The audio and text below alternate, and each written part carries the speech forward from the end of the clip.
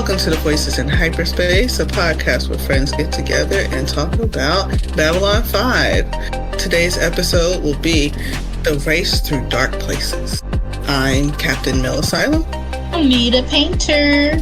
This is Legendary Black Lion. Hey y'all, this is Sunday. So, we watched A Race Through Dark Places. We got to see a lot of really cool things happen in this episode. Yes. Interesting things. Yeah.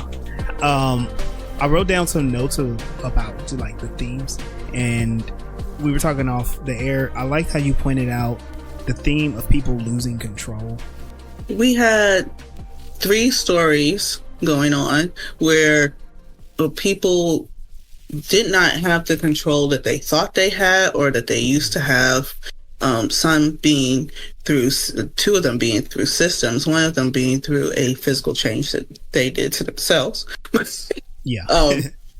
So realizing that they no longer had this power, they had to try to convince others to help them get their power back, or convince someone that it was mostly a learning process where people wanted to change what power they did have, or allows others to know what power they don't actually have, even though they think they have power. They do have some power, but technically they've lost more than what they gained through this power. Yeah, you're describing very well. The 2 main stories were the telepaths who are participating in the Underground Railroad that goes through Babylon 5, and then how Earth Central was charging the officers on Babylon 5 more money to live in their quarters. Like they originally, and you know what? I thought about it. I'm like, yeah, I thought officers were assigned quarters and then they were being charged for their quarters. If you look at Babylon 5 as like a military outpost, it's kind of like a ship or a submarine. You know, it's out there in the great endless sea of space. I would be so upset if the Navy was like, yo, Pano, you got to start paying 10 cents a week for your rack. Like, what? Yeah. No. Isn't that what they do to prisoners? Don't they have to pay so much, or do they get paid so much? In some places, they charge you to be in prison. I just know that the captain understands that if you give a mouse a cookie. Right. And then the other story, this is kind of in there. It's just thrown in there. Garibaldi is wrong in this episode. He gets it wrong. He when he's trying to find the head of the Underground Railroad, he knows that something's going on the station, but he goes to the wrong people about it. And we'll talk about his reaction to that a little bit later. But I just thought it was interesting because we got to see a lot of Garibaldi for the last 3 episodes, and he's, you know, he got hunches and gut feelings and stuff, and he's just absolutely wrong in this episode. He's wrong 2 times in this episode. Yeah. So much for his police work. Well, this didn't require him to be nosy. This required him to just actually do his job. Any other time, he's just it's just at his benefit to be nosy. You know what, too? This also shows how good Franklin is at being underhanded, because he's running this whole operation and nobody even knows that he's doing it. Like, he is Harriet Tubman and he's black. And he's able to get past Garibaldi. Garibaldi don't know. Well, not only does Garibaldi not know anything, but Garibaldi avoids Franklin. Don't nobody want to give no problems to the one that's going to save their life when something's wrong with them. Like, the doctor can do no wrong. And Garibaldi has this thing about his buddies, his friends, and then he goes with the gut feelings and stuff. So if I don't like you, then you get away with. If I don't like you, then I'm gonna go after you. Despite the fact that he goes after Ivanova, but Ivanova is very, very vocal about how much she does not like the Corps. So Yeah. it was kind of just obvious. You only went for the obvious thing, which is not detective work. Right. Okay, so the episode starts out is Ivanova and Sheridan talking, and the whole thing about their quarters comes up, and he's upset. Off the air, I asked Mel, like, is this Sheridan becoming a Karen?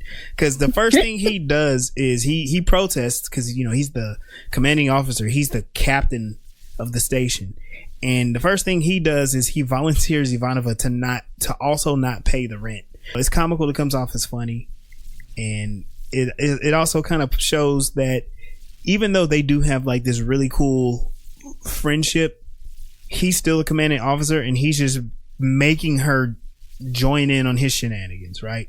In the meantime, a psychop Bester is interrogating a rogue telepath. I'm trying to remember, this was on Mars, right? Were they on Mars? I don't know. I don't know. They were in a They dungeon. just weren't on Babylon 5. So he's interrogating them, and the guy won't give up the information. Bester uses his powers, he squeezes it out of him, and then the guy dies. But he gets the location of where the Underground Railroad is, which is Babylon 5. Dun, dun, dun. We go to Babylon. In one of the restaurants, Sheridan is complaining about the rent situation with Franklin, and I love how Franklin is joking with them. He's all like, oh yes, no taxation without representation. And then Franklin is all like, well, you know, if you don't come out on the right side of this thing, you can always get an extra cot in my place. Sheridan's like, you got an extra cot? He's like, yeah, heck yeah, I'm a doctor. I can requisition stuff for medical reasons. I think that might be what gave Sheridan the idea to resolve the issue for the sleeping arrangement, to help him think outside the box a little bit. There's that, but he was also throughout the episode, he's just so upset. He's just talking about like, you can't give them anything. We're not gonna pay them. No, we're gonna protest. At this point, Delin, our good friend Delin, who is no longer up to her shady shenanigans, as far as we can tell, and she's like, Sheridan, I need your help. I need to learn about humans better. Mm-hmm. And Sheridan's like, sure. Yeah. That whole part, it is a little interesting because Sheridan, remember, he was in the battle in the Earth Minbari War. He killed Minbari, and that's kind of like his claim to fame in the Earth Corps, Earth Force. Mm-hmm. And him going to dinner with her. Like, granted, Sheridan has this very kind of like non-political perspective of the whole thing. He's just like, sure, I'll do I'll do whatever I can. He's still playing that diplomatic role, but I do think it's a little interesting how it's those two. This statement is a little foreshadowing, but the fact that it's those two that are going to dinner anyway. Do they make a baby? To be determined. Oh, I cannot affirm or deny. No spoilers on that video. Yeah. At least this part. So then Bester arrives, and I thought it was really interesting. So Psi Corps is big in this episode because this is the third Talia Winters episode in a row, and it is very interesting. Like, they've been focusing so much on her and her powers and her background and her life and Talia Winters. And Bester shows up. Bester looks very short. He's very short, but he has he commands a power, right? And I think it's what they're trying to get across is that the telepaths are powerful humans, right? But they're treated as second-class citizens through Earth Force and on Earth. We do learn in this episode that telepaths have experienced terrible human rights violations And we have the Corps. The Corps is supposed to take care of the telepaths. But what ends up happening, the Corps becomes like a powerful entity in and of itself. It's very secretive. They participate in some shady stuff. Like, we even saw them interrogating and killing someone. And Bester has this very particular look about him, right? Yes, he's short, but he's wearing this very clean, sharp-edged suit with the gloves. And the way he swaggers around is like, yeah, I'm short, but I'm better than all of you. Bester arrives on the station. Sheridan, Ivanova, Garibaldi, they're all there.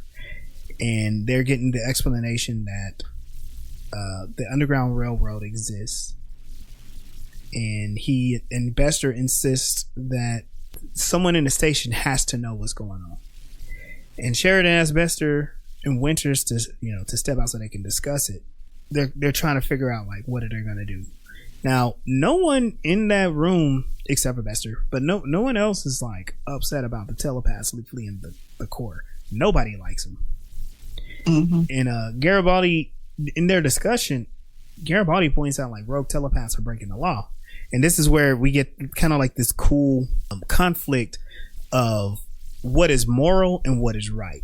I'm sorry, what is legal and what is right. Mm-hmm. Legally, the telepaths have all of these regulations, restrictions. They can't even touch people without their gloves on. They can't scan people and just use their powers. It's a violation of people's privacy, right? But then the way that the telepaths are being treated within Earth Force, within the Corps is terrible. They're taking away arranged marriages and making babies like without consent. Arranged marriages and arranged pregnancies. Right. And there's also the discussion of how government powers, when they're creating these organizations to control a group, if it's going to be an organization, those organizations then figure out how to reconfigure the power that they're given. And we get to see how Psi Corps is kind of becoming very powerful themselves. Not just being regulated by the government, but like brushing up against the government and trying to become like a dual power.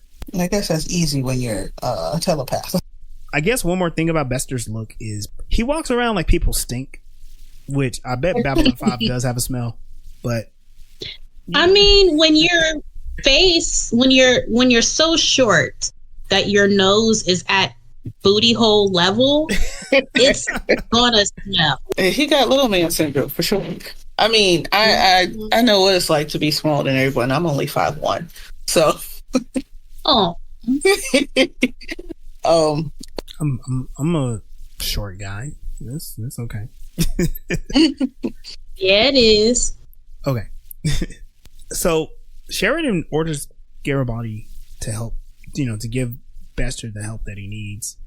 And while he's leaving, Ivanova suggests to Sheridan that he should check the files from the happenings from the previous year, because remember, Bester's been on the station before, but Sheridan wasn't there. It was Sinclair. This is where we first hear about the reminder that Jason Ironheart, a former telepath, the black man who would become God, was on that station. And, this part where the Captain Ivanova and all of them were there trying to decide like if they were going to follow the orders given to help find the Underground Railroad. They clearly did not agree. They were like, I don't know if I really want to help with that. And then they're deciding to like follow the law even though they know it's wrong. That right there is what is wrong with like power dynamics and police forces, because the people who are following the orders don't have the ability to like do what's right according to their own ethics and morals. And like you can be seeing, another officer do something wrong, or you can be ordered to do something that is wrong, and it just continues to negatively impact the people that you're supposed to be protecting. And so I was really disappointed by that. But you gonna, find a workaround and a way to get yourself proper living quarters. Right. But you are gonna be okay with like stopping people from leaving an oppressive system at the cost of their lives.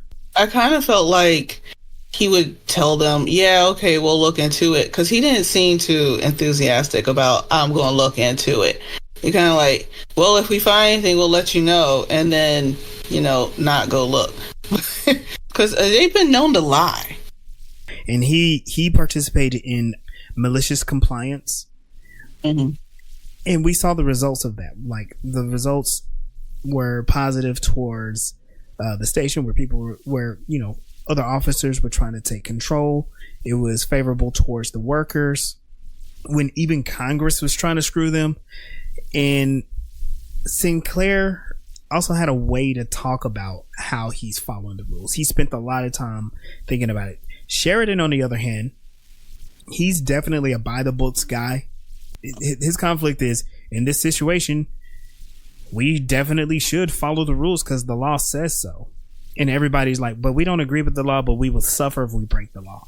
And there's not a lot of discussion about doing the right thing, which is why I smile so much, because, we see very little of Franklin at the beginning of this, but that dude is he's such a G in this episode, We switched to seeing Bester and Talia Winters. They're walking through the Zocalo and they're talking. And while that's going on, he hears telepathic echoes.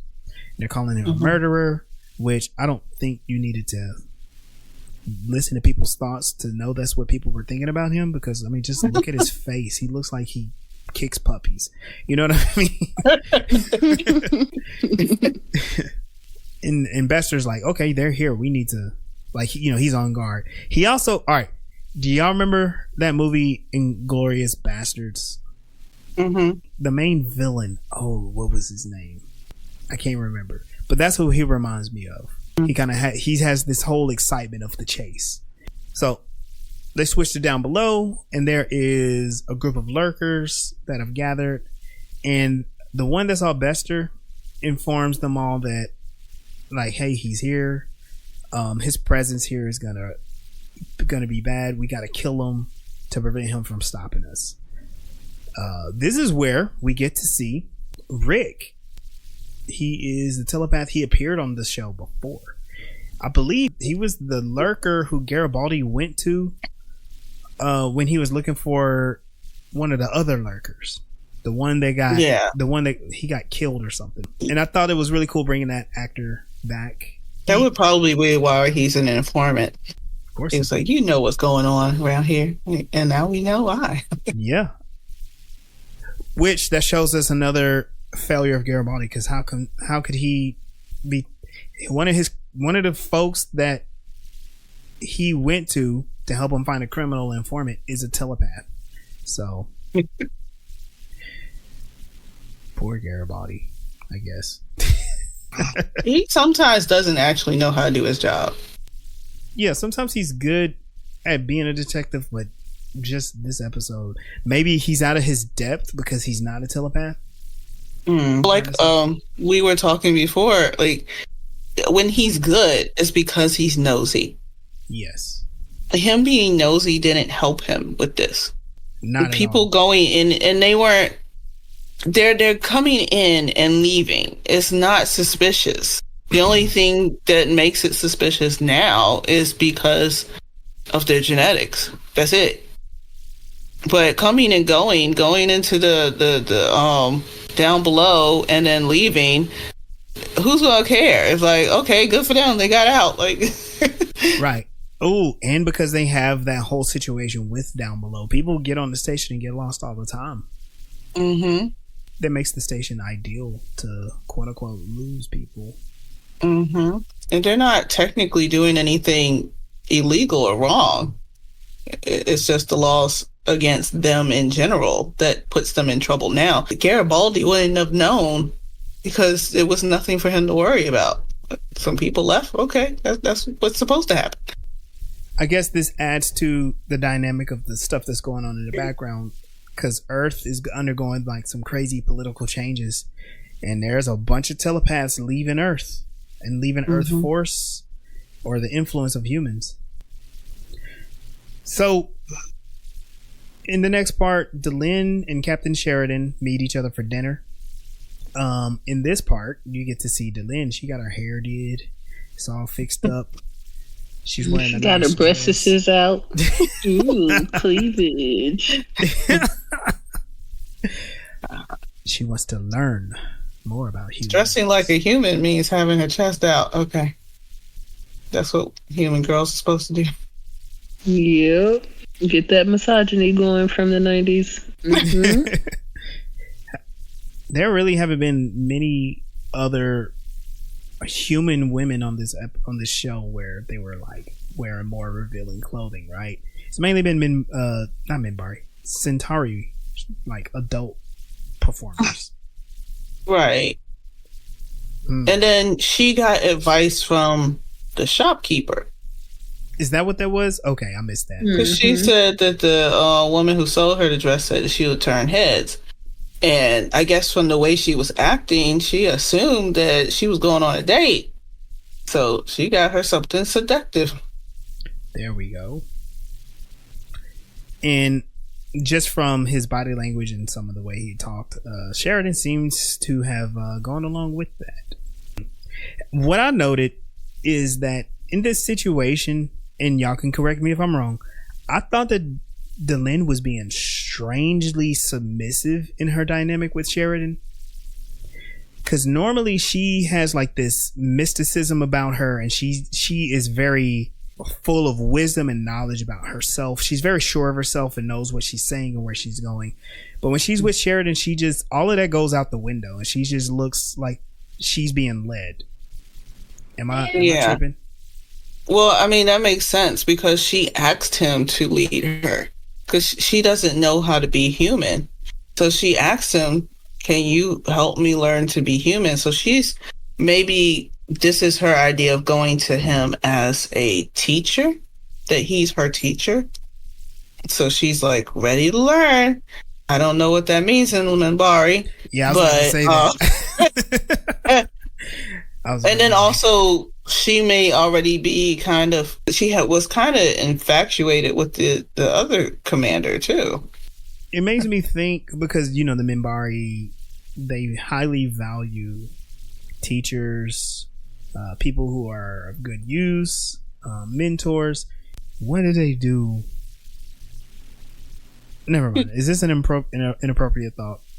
Oh no, but like we mentioned before, that she was a little creepy with that other guy. I know, the one that was preparing to die. Yeah. Like, and he was treating her like she was his student. Right. So, like, does that just how they act when it comes to learning things? Or maybe she's got a sub fetish. She's looking for her dom. And there's also sexuality where people are intelligent, or I'm mixing up words again. Sexually attracted to intelligence. Sexual. Oh, there it is. But we also saw Lanier act weird with Garibaldi when Garibaldi asked him for help with or when he could give his help, and then he told him, "Yeah, you can help," and he's just going above and beyond with the motorcycle, eager to please. And they do have that very hierarchy type thing. So if someone, and then they also look up to knowledge and intelligence. He has a knowledge that she doesn't have, and which is being human. So she's looking up to him because he has a knowledge that she doesn't have, that she wants. What kind of STDs do sapiosexuals get? They get cephalitis, which is brain herpes. The end. Ew. I don't like that joke. Garibaldi tracks down Ivanova at one of the other bars, and this is where he gets called out for bringing official business to the bar, and she yells his name out. Garibaldi is here on official business. Rounds on him. Yay. And they ring the bell. And he points out like, yeah, I was trying to talk to you on the DL, and you screwed that up. Which maybe people at the bars don't like Garibaldi. I'm pretty sure that we've seen that a couple of times. They don't like him at their establishments. But this is where Garibaldi grills her. Well, he politely asks her about what does she know about the Underground Railroad, and she's like, you know what? For the first time, you're wrong. And he's all like, are you sure? She's like, yeah. Like, I don't like the Corps, but in this case, you got it wrong. So here we are. We get to see that Garibaldi is barking up the wrong tree. And even if it was, like, what makes him think that she would just, like, fall apart and tell him the truth? That's weird. Well, he could have used his detective powers, because Ivanova has, like, a very negative view of telepaths, but of the Corps in general. In fact, didn't she spend, like, a couple of episodes last season trying to figure out how to foil the Corps, free some people, keep from turning in a person, and so avoiding a scan. Yeah, avoiding the scan or fighting the scan too, which is something y'all should keep. Just kind of hang on to that. But she didn't change her demeanor at all. She was off work, ready to drink and happy, and she was like, yeah, you're wrong, whatever. And then, of course, Garibaldi, being wrong, has to find another way to ruin someone's day. And how did he ruin her day? He told her that her quarters are now locked because she's not paying rent. She's been evicted. And later on, she breaks that to Sheridan, who, instead of following the rules, is just like, we gonna try to break in. Right. But she had already done that. So now y'all gonna be squatters? Yeah. Right. And then I thought that it kind of like uppity of them to be like, I'll go and stay in the down below before I pay a penny more. Where I'm like, I'm pretty sure the people down below would be willing to pay if they had it to have your quarters. And now he is acting in an entitled way. Thank you, love. Yes, that's where I'm going with this. And then you talk all that shit, but you don't go down there. You sleep in your fucking office. Like, that's still a privilege to have a place to sleep like that. Mm-hmm. Well, we've seen how Down Below is depicted, right? This episode, parts of Down Below are leaking, and it is gross. Like, yeah, I'm like, how is it leaking? Just water trickling down, and there's no stopping. I'm in my mind, I'm like, what is that? Is that part of the reclamation system that is leaking, or is that someone's tub or toilet? What is it? Is it gray water? I'm thinking, like, and then remember they said that only certain quarters had water for showers. Yeah. Everyone else has to take sonic showers. So water is like a rare commodity that's expensive, and it's just leaking. Y'all could probably fix the deficit. Y'all fix the water leak. Yikes. Yeah. That's where my mind went for some reason. Yeah. Now, because throughout the whole series, we've seen different depictions of it. One, it looks old and raggedy down there. There's weird lighting and strobes and stuff. There's trash everywhere. Depending on where you are, certain types of aliens live down there that you might not be comfortable with. There was a fake clinic. Well, an illegal clinic. There's an organized crime syndicate down there. Like, Down Below is rough. And the other side of the tracks. Right. And it's leaking, and there are a bunch of telepaths. So Bester contacts Talia via Babcom and invites her out to breakfast. This made me a lot of the way that Bester is interacting with Talia makes me feel very suspicious, right? I wrote a note, and I was wondering, like, well, why is he sucking up to Talia, or like, trying to get warm towards Talia? Is he angling to try to like get a mating match with her? Or does he have even... So how she could have even been willing to entertain conversation with him that wasn't like a direct order from somebody. I mean, he killed her friend or past lover, and the way she's able to just like be cool around him was strange for me. See, like, I mentioned that before when you were talking before recording. When you're raised by a controlling parent, that's the norm for you. So you know how to act normal around that controlling person because it's a defense mechanism. And it's weird. It's a weird feeling to have to compose yourself, and then actually it's also a trauma response. You automatically do it when you get around that controlling person because it's something that helps you survive being around there. If she does anything out of place, she's in trouble. They have all these little rules. And I also think that Is it Baxter?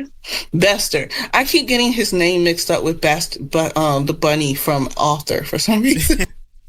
But I think he can't read her. Yeah, I think... And he's suspicious of her. I think so too. Or...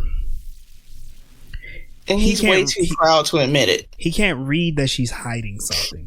Because, like, you know,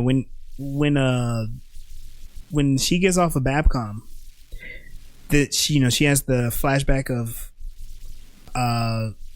Ironheart, and she does the thing with the penny, and she's like, he's been in my mind twice today. How can he not see this? You know, she's not happy with him being around because he is a high level psychop that can just like accidentally catch a thought, right? Mm-hmm. and he uses people's assumptions of that to also manipulate people. But he's warm towards her, and it's obvious that he's angling for something. He wants to use her, or he wants to manipulate her for something, right? And it's just like it's so obvious. It just oozes off of him. It's really gross. So Sheridan returns to his quarters, and guess what? Door's locked. Ivanova pops around the corner and was like, I was gonna tell you that we were locked out. And he's all like, well, can't we like jimmy the locks open? She's like, I tried, set off the alarms, can't do it. Instead of paying, their solution is they're gonna sleep in the office.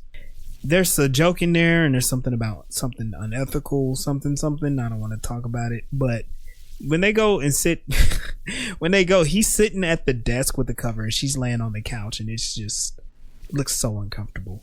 It's wild. He telling the dad jokes. Like, aren't you? Isn't this it? You're pissed, and you over here telling dad jokes. Like, right? It's his form of protest. Or he's coping with laughter. Yeah, that's something some people do. I thought his jokes were kind of racist or xenophobic because his opening joke was like, "How many minbari does it take to screw in a light bulb?" Yeah, it's a bad joke, guys. I'm not gonna finish it. So we get back to down below, and we see all the telepaths gathered, and they are, you know, assembling weapons, and they're singing a song. Mary Had a Little Lamb. This is where I wanted to bring that comment about their looks, because they, like I said, they don't have a conventional presentation, right? They don't look quote unquote normal. And I think Straczynski was trying to paint a picture of the telepaths like you don't know what it is, but when you look at a person who has telepathy, something's not quite human.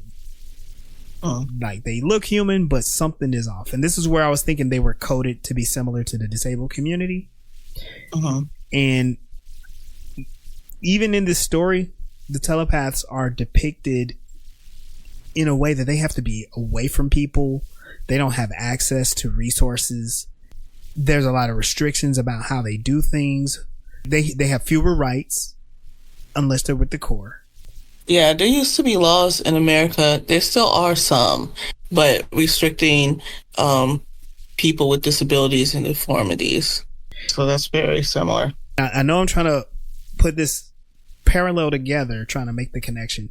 The down below lurker Rick, I think that actor has a hearing impairment. Is something that like you don't really tell. He just looks and sounds different. He doesn't. It's not like super obvious. It makes me think of the Morlocks on X-Men. You know what I mean?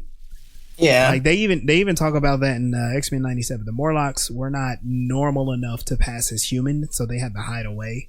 And this is kind of like a depiction of people who don't pass as quote unquote normal humans, and so either they're overlooked by other humans, mistreated by other humans, exploited. So it, in so many different ways that allegory is represented here. What you said made me think about aspects of autism, where there's people who can mask really well and people don't notice, and then there's people who like someone might point out on the street, yeah, that person's autistic. Some people can be autistic and you could tell them and they'd be like, no, you're not. Like, and if it was a autism allegory, Talia would most definitely be a masked autistic. Like the disabilities of being autistic doesn't affect her as much. She can still conform and work in the system, whereas there are some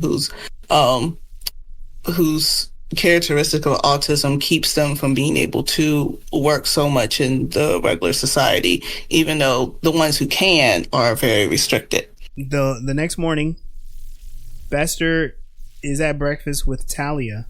They're at the Eclipse Cafe. This is where he senses the impending attack, and he gets a warning. Like he hears the voices talk to him, and he's like, "We need to get down." And a pair of lurkers open fire on them. And while Winters flees the scene, Bester takes out two guys, and then the other two grabs Talia and disappear. Bester stands his ground, and he easily kills two of the other lurkers shooting at him. But Talia's gone. Now, this part I thought was hilarious because this shows even more how despicable Bester is, because he's explaining the attack to the command staff, and they're like, "Hey, so what's up with Talia?" He goes, "Oh, I don't know. I was, I didn't check on her." Killing people. And he's admitting like he didn't check on her well-being, nothing. He just wanted to protect himself. And this pissed Garibaldi completely off. Because Garibaldi, he's upset, and Bester's all super calm. He's like, "Don't worry about it. They weren't really after her. They were trying to kill me. Shouldn't you be upset about me? I'm that awesome." Was very narcissistic of him. I'm the only one that matters. And again, like the only time that Bester even thinks about Talia is when Garibaldi brings her up. He didn't even care about her. Meanwhile, she wakes up in Down Below, and this is where they show like all the lurkers, all the rogue telepaths' faces with the weird lighting, and it makes them look even more scary and imposing. And they did. Go ahead. I forgot what it's called. It's a technique in cinema where they show the light a certain way to make someone look menacing. Yeah. And they use it a lot in horror, but they also use it in sci-fi to make people look inhuman. Kind of like this other stare thing that I forget what's called, where you're supposed to turn your face down and it just forms your features using the light. It was either from below or above them. I think the light was above them. Yeah. That's normally how they do it Down Below. Some of them, I think it was a combination, because some of them it looks like the light is coming from above and their faces are like lit in a spooky way. Mm-hmm.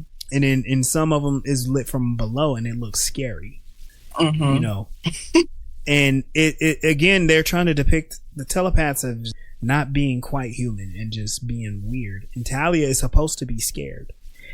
Mm-hmm. And like, I interpret this that they're actually a little scared of her, but they need her help. And she awakens, she's frightened. She's trying to tell them, like, hey, just, let me go, let me get back to Psi Corps. And the leader's like, no, you need to understand that we need your help. This episode has a lot of quick cuts, right? So they quick cut back, and it is Sheridan, and Dr. Franklin meets with them privately. He tells the captain, like, hey, I was just contacted by the leader of the Underground Railroad. They want to meet you alone. Which, I don't know, man. If I had gotten like a message like, yeah, the leader of this group wants to meet you alone, that sounds like a setup to me, but that's just me. But it's also Franklin. Everybody trusts the doctor. Dr. Stephen F. Franklin. I don't even, like, he doesn't really have a middle name, but whatever. And Franklin assures that no harm will come to Winters, but they just want to make sure that they, are heard. And so Sheridan's like, cool. And this is where we can kind of get a little deeper with what's going on with the telepaths. They're talking to Winters, and they're explaining, they're each one by one explaining their experience with the Corps and how they got out. They're having an AA meeting. Yeah, well, they're having an AA meeting, and it's kind of like a testimonial for like. I want to testify. See, that's what I was gonna say. Because there's one telepath that is a straight up indigenous person with the long braids and everything, and I'm like one, that's hella cool, but then his experience sounds like indigenous people in this country and in Canada, where they're experimented on till they die, and the government lies about it. They're like, oh, we didn't kill those people, they just went missing. And then we hear that there is the P11 that's talking about how she was matched up. She didn't want to do the arranged marriage, but she was forced into it, and they impregnated her because, what did she say? They wanted to make sure they had a better chance at creating a strong telepath. Yeah, they wanted to try to get a P12. Yeah. We see that Talia is listening to their stories, and she's conflicted because her whole thing, she's even repeating, like, Cora's mother, Cora's father, because we know her story. She was found and helped and had warm feelings implanted into her, right? Yeah. But these people were abused. Garibaldi calls Bester to his office, and he mentions that it was only his duty to call him there. This is where we get to see Garibaldi falling in line again. He doesn't like his job, but he's gonna do it because it's the law, right? And he was ordered to help Bester. Bester tries to reassure him that, he's like, I'm not a monster. I have a 5-year-old child. I'm married. We go on picnics and we look at the stars. And Garibaldi's like, yeah, cool story, bro. Anyway, here's the information that we got. I did like that scene though, because Garibaldi is just like, yeah, I don't like you. Garibaldi is a runner anyway. He's been known to run away from problems that he's not comfortable with, and he's not. I'm trying not to call him Buster. Bastard.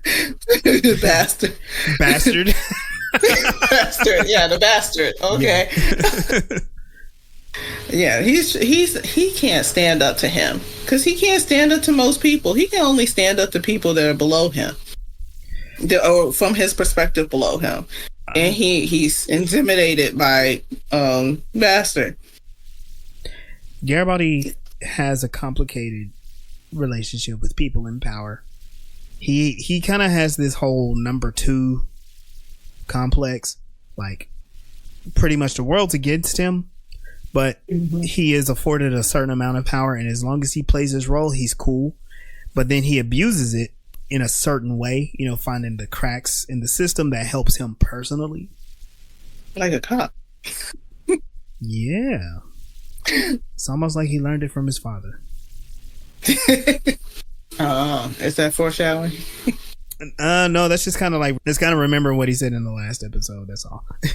Yeah. He learned everything from his dad, and his dad was a cop that died of a neurological disease. Anyway, we're back with the telepaths, and Talia, she's experiencing a conflict with like her identity, because she's hearing all these horrible things that are happening. And it was when that she heard that P11 was impregnated and her baby was taken away is when she started to feel like really shaken by the core. I also wanted to point out, like, that P11, I would say that she was conventionally attractive, right? Uh-huh. And even her, because of how the core had abused her, she was running away. So I'm putting all this together. This again reminds me of government institutions that are supposed to help people, or let's even think of the military, like supposed to be this great fighting force, but if you pay close attention, listen to the people who quote unquote slip through the cracks, a lot of times they're experiencing high levels of abuse. I know for a fact that in the military, women are being assaulted and it's not being reported a lot, or if it is, it's not being, those reports are being ignored. There are high levels of PTSDs that come from that, and it's not even combat related. It's related to falling in line, right? So, down below, Rick was explaining to Winters that, hey, I was experimenting on, and they were trying to do a lot of stuff to me, but your guy Ironheart, they experimented on him too, and he went way further. And I know he gave you something. He gave you a special gift, and we know that you can help us with that. Mm-hmm. And so it seems like all of those stories are beginning to work on her. Yes, I was confused how the short, creepy guy could Vester. not just read Vester, right? Couldn't read her mind and know whether she was complying or helping. I don't really see him as being extremely ethical with the use of his powers, and I felt like he was trying to read her and was just unsuccessful. And when I think she might have even asked him, like, are you trying to read me? And he was like, no, like, should I be trying to read you? And they were doing that little back and forth. And I didn't know that whatever gifts that she was given, that she was blocking his ass that whole time. And she knew that he was trying to read her, but she was like playing dumb about it. And I thought that was so cool. I was totally like blindsided that was a part of the abilities that was bestowed upon her during his ascension. Yeah, I think she is too. You think that she's shocked by that? Yeah, a little bit. She's like, "Is he trying to read me?" And then she was when right before she shot the coin into the wall, she was like, "Is this part of the gift he gave me?" Yeah. And she was like, "How come Vester doesn't see this?" And I think, to address your concern, Sunday, I think part of it is Vester feels like it's beneath him to scan her. Also, like he has been in her mind, but he's also like using his other manipulation tactics on her. And so far, she seems to be going with it. So it's like, for him, it's like, okay, maybe I can't scan and find anything wrong with her, but I can at least bend her to my will. And she goes along with it. Mm-hmm. And there's so much going on Babylon 5, according to him. Like, this is the second issue that he's had to come over there for. So her being, like he said, I want to have breakfast with you because you're the one stationed here. So we need to get to know each other better. And also, you know, Bester's gross. So, so down below, Sheridan, he's walking around with all the water dripping around. I thought there was something really interesting, and we'll look at that here real soon. So Sheridan is in his military uniform, and it's like, granted, it's a navy blue, but it stands out. Like, you look at him, he's a colorful person against that drab background. Mm-hmm. And out of nowhere, here comes another colorful uniform, and it's Dr. Franklin. He's explaining to Sheridan that he's the one who is running the whole operation, and Sheridan is pretty upset. He's like, "You've been running this whole thing here," and he's like, "You know, I got to turn you in, right?" You know, he does that thing, and Franklin's like, "Hey, look, I know what you got to do, but just listen to what they got to say, right?" I preferred Ivanova's approach to the doctor when he was breaking the law and doing the underground hospital. She's like, "Yo, keep me in the loop so I can help make sure that this passes," as opposed to, "I should turn you in, sucker." Right. The interesting thing about that, and here's what's different about those two different situations. With the free clinic, Franklin was siphoning money. Man, he does have a habit of this then, huh? He was siphoning money and resources. Ivanova figured it out. She's like, "Okay, I see what you're trying to do. You're trying to do something good. I'll help. But we gotta put it back." With the Underground Railroad, Franklin is trying to save people's lives, and he's on the fringes of the law to where he's helping people who are highly regulated by the law. They're basically walking weapons. And we get to see Earth Force actually use these people as a military force. And so, compared to how severe the Earth Gov looks at the situation, Sheridan is put in a place where he's like, "I can't let this slide. Like, I will get in trouble," right?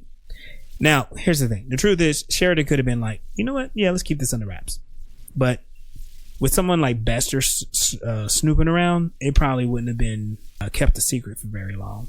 Because I just see the doctor as proving himself as a good human being over and over after the hiccup that he had when he was looking down at that underground doctor who was using the alien technology, calling her a quack and all that stuff. Yeah. I almost wrote his whole character off. But now he's like, you know, coming back from, you know, that. Yeah. And I understand how dangerous Psi Corps is, but is it worth it or not?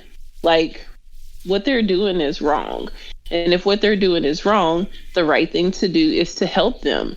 And the fact that, you know, they might find out that you're helping them, that's just like the price that you're going to have to pay to do the right thing. And so don't use that as an excuse like, "Oh, this incredibly, you know, powerful telepath is around, so I shouldn't do what is right." I'm really not feeling him very much because he's, you know, too much in line with just doing what he's told instead of doing what is right. Yes. Yeah. Well, and that's the point, because like, let's think about the real life Underground Railroad. It was people who were escaping slavery to freedom, and it was a network of people who were helping them, and the consequences to those people were dire. And it was even whack because there were people who were ratting everybody out. It's a situation where you have official powers enslaving and oppressing people, and then you have people who are not in official positions helping it, right? Sheridan, like, they actually saved Sheridan in this episode because the way that they neatly resolved everything at the end, and he was like, "Oh, since nothing illegal's going on, I don't have to report nothing." He was ready to tell on everybody, right? And they kind of like snuck that in there. And Franklin is just being himself. Franklin, he's ready to go to jail. He don't care. Like, what are they gonna do? They need Franklin. I kind of see the commander's situation. He has like he's on a tightrope. Like he's walking on glass basically, because Psi Corps has so much power over the and then he already suspects Psi Corps having hands in manipulating the government, which not only he works for, but they're trying to take power away from the diplomatic mission of Babylon 5. Without the diplomatic mission of Babylon 5, any of these other species will blow Earth out of the solar system. And then the situation with being at war or trying to stop war is that even though there are morally right decisions, that the right decision isn't as clear. Yeah, like he can wish Dr. F all the luck in the world. Yeah, but if he keeps doing that, Psi Corps can take down Babylon 5. If Babylon 5 goes, anyone else can come just finish off the human race. Yeah, and you already see how EarthGov is treating Babylon 5. They're like, look, y'all not pulling your own weight. We gotta charge our own officers for space. Like they're under some weird scrutiny right now too. So so on top of Sheridan not being being that creative to find a loophole, he's just like you both said, he's just following orders, and it could be disastrous for people like Franklin, for like the telepaths or anybody. Busy finding loopholes for his king size bed. Right. Well, I mean, it's easier to find a loophole for that. That's not him. Find a loophole for the bedding isn't going to throw a loop in all of what the system's doing. It's like and like they said, they threw in those jokes and stuff because it is the comic relief story that kind of goes along with the whole theme, but it's like, oh yeah, it's not that serious, we can let that one go, but this one isn't. And Babylon 5's been doing that this whole time. Whenever they have parallel stories, it's like, y'all could have just ignored that. Like, there's an easy solution out of that, and then they have next to it a solution, a problem that's similar, where there is no easy solution anywhere you go. Right.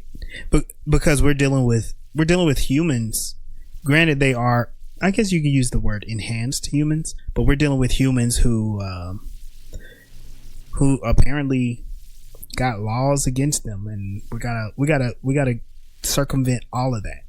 All right, so this is what happens. They have their discussion where Talia and the telepaths are explaining, like, okay, this is who we are. This is what we need to do.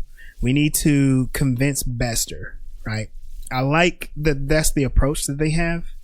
They explain that, yeah, Bester has incredible powers, but all of them need to work together. So Bester arrives, and he got that smug look on his face. He's swaggering down below. He arrives finding Talia standing side by side with all the rogue telepaths. I did notice Sheridan and Franklin are not present. Just kind of hang on to that. They say that Talia actually makes this speech about how they need to work, like how the telepaths need to work together, how they wear, they're being forced to wear gloves by the Corps to force them to be separate. I thought this was really cool because the organizations that are causing division thrive off of that, and then when the people that they are oppressing come together, they're able to overcome that structure. And so what they do, they join hands and they are fighting Bester. And Rick is like, something's not right. Somebody's fighting us. And we see them shaking and stuff, and he looks at Talia, goes, "It's you." And Talia goes, "Now." She drops down, Bester pulls out his PPG, and then they just both go to work, just dropping bodies, just blow. He starts blasting fools, and then and so they're all like, everybody down there is dead except for Bester and Talia, and he's all like, all right, cool, check this out. And I was like, you fucking Karen. I was pissed when that shit happened. I'm like, is this bitch for real? Like, it your was dude a got killed by setup. him, and now you are helping him kill your people after they poured out their blood, sweat, and tears. It was a explaining setup. like it was. But I was surprised. I did not know that it was a setup. Bester immediately puts on his like, now check this out. This is how I'm gonna look good out of this. You go one way, I'll go the other, and I'm just gonna leave, right? And then his whole thing is like, the Underground Railroad is done, so we don't need to even acknowledge anything's going on here. Now, this is where I wrote, like, Bester needs the telepaths, and that's why he's very zealous about keeping them in the core and keeping them alive. But then he has no problem killing them as long as nobody else can get them, right? Mm-hmm. And I also, I had made a note how if Psi Corps is in danger, they shouldn't want help from those who cause them their problems. And from as far as they know, Talia, that she is still a part of them. So they were taking a huge risk asking her for her help. I think Ironheart told them that they could trust her. Yeah. Because he was friends with Ironheart, and he knew that he gave her the gift.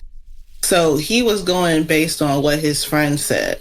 And his friend probably told him to have a bunch of them tell her what happened, because she's seen it and she's just in denial and thinking, well, if you tell her. Yeah. And we don't know what else he put in her mind, being a telepath. Like, he could have just used his brain power to convince her, but she also has feelings for him, obviously, still. So if they came at her with, we are friends of him, we know he suggested this, like, he's with us. Yeah. Maybe she'll go along with it. This kind of like helps us see this elaborate plan, right? So the Ironheart connection kind of makes this work.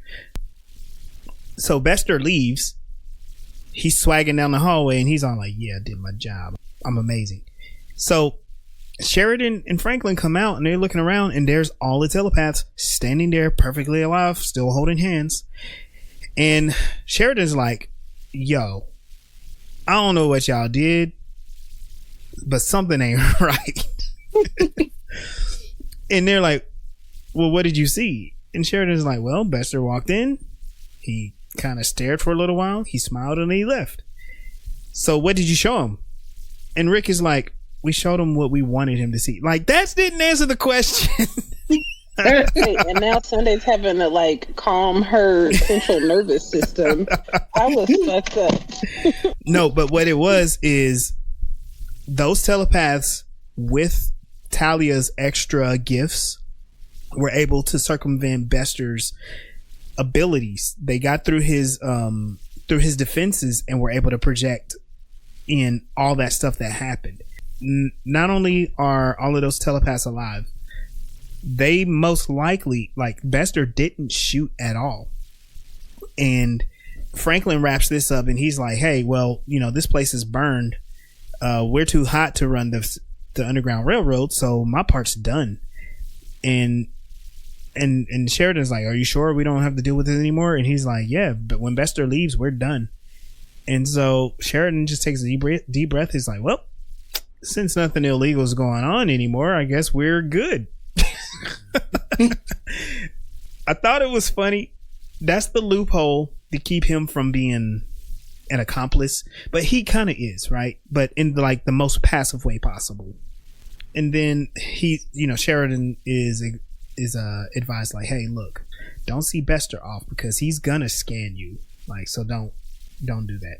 And that makes sense. Before she leaves, the lead telepath warns Winters about meeting Bester again, because now that she has all that going on, she should be wary of him scanning her.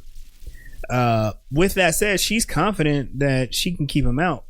Like, he's been trying to scan her all day and he hasn't gotten anything. The only thing that we saw was Bester was kind of had this sense of something was wrong. He's suspicious, but he's not seeing what it is. And so they resolved that issue. They got rid of Bester. We kind of finish this off with Ivanova. Ivanova comes to Sheridan, and she's complaining that his stand is not going to force EarthGov to change their mind. And Sheridan's like, you know what? You're right. His solution is like, because I'm not going to change them, what I'm going to do, I'm going to allocate a portion of the budget, 4 hour 30 credits a week and we're going to take that from the military budget. And she's like, well, why? And he explains like, well, we can't fight anybody if I'm tired. So basically he's taking money that the station is allocated for defense and he's rerouting that to pay rent so they can keep their quarters. At least it's the defense budget. It's the defense budget. So we get to see the defense budget take another hit, kind of, sort of. I guess you could say this is the best that we can get of Sheridan thinking outside of the box. He's not being maliciously compliant. Exactly, maybe, kind of. But it's basically EarthGov paying itself to keep him there. So that's kind of sticking it to him. I don't know. Civil disobedience. It's a little bit. It's approaching Sinclair, but I think he needs a couple more, and he needs a little bit more practice. He's too much of a soldier. Yeah. And like he spent all that time, like several years on the rim, and most of his ship was ran by routine. Like nothing sudden came. He didn't have to deal with. That's probably why they put him there, because he's not used to adapting to sudden changes. There weren't a lot of sudden changes out there. It was maybe every once in a while they may have encountered something new. But most of the time, it's just make sure the ship's still running. Right. Not a lot of pushback from Sheridan. Mm-hmm. Yeah. We end off. Winters escorts Bester out. He's basically expressing how he's like, you know what, Sheridan didn't really help me, so you need to keep an eye on him, Talia. When he leaves, he pauses for a moment, looks back at her, and he just has this kind of weirdness, and then he just walks away. So, Talia definitely is like happy, like we got one over on him. And then we get to see Ivanova in her quarters, in her bed, pretty much asleep. The doorbell rings. She's frustrated. And it turns out that the person who walks in the door is Talia with wine in 2 glasses. Talia is explaining to Susan that she was all right about the Corps all along. And she said that she needs someone to speak to. And Susan's like, all right, let's do it. Let's talk. And Talia takes her Psi Corps badge off and puts it down, and they start talking and drinking. And that is the end of the episode. I find it very interesting that it is Ivanova that is letting Talia in, but it makes sense because Talia, if she's turning against the Corps, Ivanova is going to be all for that. But they're getting very familiar with each other. 2 women over a bottle of wine. That sounds super friendly. Because I don't think Ivanova wanted Talia to have a lunch with her at all. She's, it was one of those situations where Talia had to track her down first, and now she just comes straight to her office, like to her quarters, like, "Yo, I got wine. You want? What's up?" Any lingering thoughts or notes from this episode? The thing about Sinclair not standing on his ideals, I think that's kind of explained at the end of that scene where he's told that you need to, now that you know what we did, you need to avoid him. So him knowing anything about what they're doing puts the whole thing at risk, because he's not a psychic, and he's not a stronger psychic than Bastard. I'm just calling Bastard right now. But he's just going to extract the information from him immediately. And he's the first person he's going to go to try to scan in order to get the information. And he doesn't care if he's not supposed to scan him. If he thinks he can scan him without him noticing, he's going to scan him. Even if he wanted to help him, him trying to help would literally get them caught, because he would just automatically find out from him. Now the doctor, they don't care about the doctor. Right. The doctor's not in charge of anybody but patching people up. He thinks he's too important. He's going to go straight to the people that he finds important. The doctor's not important. They don't care. Obviously, they've been getting away with it for a while. There's a whole bunch of doctors on Earth been doing this, and they ain't figured it out yet. Yeah, there's a whole network. And Dr. Franklin is up to his elbows in illegal activity. But I mean, if you can save the chief security officer's life, I mean, they need to keep you around, right? But I find it funny that Bester was disappointed in Sheridan, because Sheridan, like, there's two things. One, Sheridan did not help Bester. But two, Bester is a little creep and nobody likes him, and he should have expected that nobody wants to help him. He's too egotistical. He's a sociopath, which means he's also a narcissist. Yeah, he has no problem hurting people to get what he wants. Yeah. And so he thinks his ego is going to be more dominant than his logic. Oh yeah. Because his whole thing is like, of course you should help me. I'm an Earth Force. I'm Psi Corps. I'm wearing this nifty uniform and I have this cool badge, and you should definitely help me because I'm awesome. I'm better than you. I'm better than you. Like, you know this. Yeah. You're supposed to know this. And then he's gonna throw a fit if you act like you don't know this. And we talked off the air about how Nazi coded Psi Corps is, specifically Talia, how she is kind of like the example of like the Aryan race. She's really bright white. She has like stark blonde hair. She wears the red lipstick. She has this, again, sharp lined suit on with that's gray with the gloves on and the badge. She stands out when you look at her. She is imposing. Bester is also imposing. Even though he's short, he's imposing through the way he carries himself, that he's better than everyone. And like, those messages are coming through loud and clear, J. Michael Straczynski. Every time they're on, they don't look like normal people. They don't look like people who would normally be walking anywhere they are. They are somewhere for a reason, and nobody likes them because they're gonna rat somebody out. They're gonna find a problem, find a crime, Yeah. And we know they can kill people with their minds. They paralleled them as like a part of the slaves that needed an underground railroad. But how you gonna be the slaves and the police and the Nazi party, and super soldiers all at fucking once? Like, come on. Yeah, that's they have these abilities that separates them from humans, and humans are terrified. And so humans come up with legislation, organization, and all kinds of restrictions for them. But you can only restrict that power for so long, but you're restricting it in such a way that you're creating like this fascist organization that when it comes into power, it's just going to crush non-telepathic humans. Like, you're making your own enemies. And it's important because Babylon 5 and just sci-fi in general is constantly asking the question about ethics, about morals, about eugenics, like the pseudoscience of social Darwinian thought. Like, those are things that really are not helpful to humans.